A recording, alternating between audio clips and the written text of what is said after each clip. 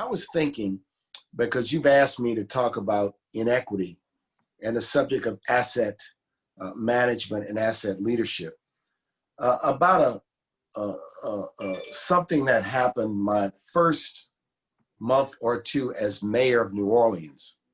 We were discussing the decision-making process that the Water Board had undertaken to determine where enhancements to its drainage system would take place, where the investments would be, where the priorities would be, in effect, what neighborhoods and where would the money be spent. And the discussion turned into a discussion of cost-benefit analyses.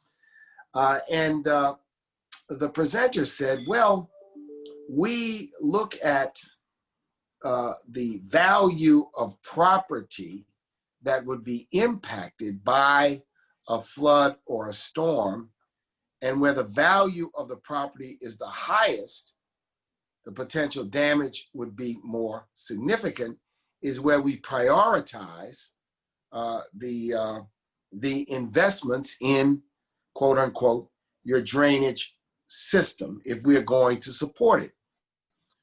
To which I ask, what value do you put on people?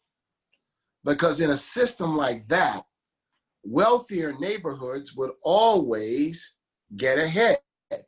Wealthier neighborhoods with the nicest houses would always receive the priority for the investments in flood control systems. And I said, what value do you put on people? Do people figure into the equation? Because those of you that are involved in emergency preparedness always know people come first. People come first when you're firefighting. People come first when you're doing disaster preparation. Property comes after people in every single element. I point that out because I challenged the formula at the time as being inherently inequitable. And for New Orleans, that meant inherently having a racially exclusionary dimension.